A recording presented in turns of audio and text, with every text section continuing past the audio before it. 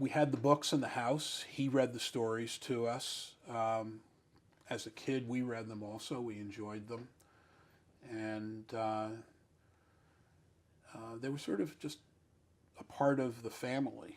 They were an important part of our, sort of who we were as a family. At least in the wider Jewish audience, his Chelm books were the most successful and the most widely disseminated. And I think they were actually reasonably successful in Yiddish before they were translated. My Uncle David did the translations, both of them. I don't remember, at least of the first one.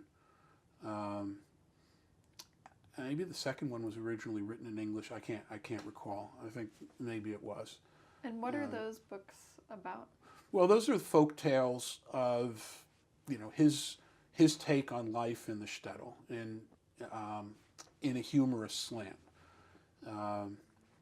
And I think that they poke fun at life in the shtetl, which I think was a way of describing the culture without taking it too seriously, but without being overtly negative about it either. And I think that what is sort of interesting about it is that he rejected that culture when he came here. He was no longer going to be part of the yeshiva system. He wasn't going to be a religious Jew.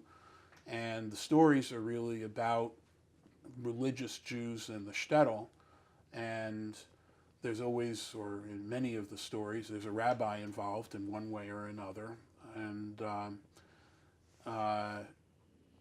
some of the stories are really don't have any kind of religious angle to them, but he is sort of distancing himself from them at the same time that I think that he's showing what was valuable and endearing about the culture.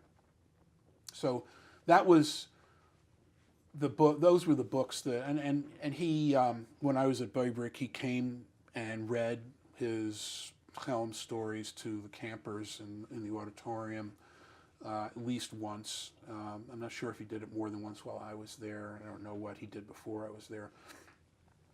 Certainly kids at camp knew those stories and the books. He also wrote The Wandering Beggar, and actually, I mentioned earlier that I went with him to see about getting it made into a play.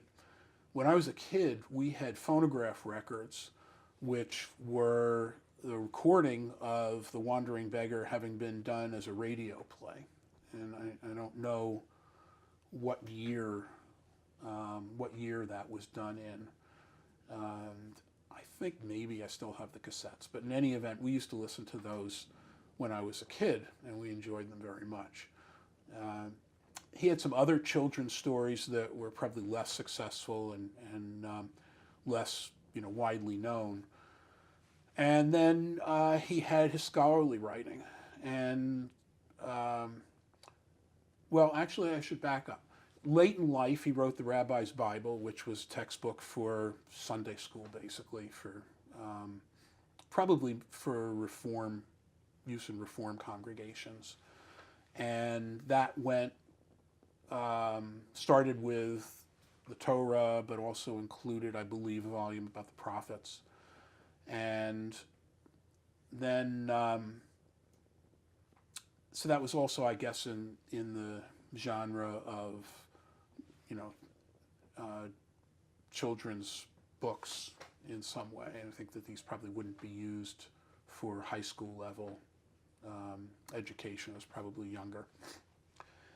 And then sort of the other branch of his writings were scholarly writings, and I don't really know that much about it. Most of it wasn't translated. Very little, I think, was translated. It was I think, almost all in Yiddish. And I don't really know very much about it.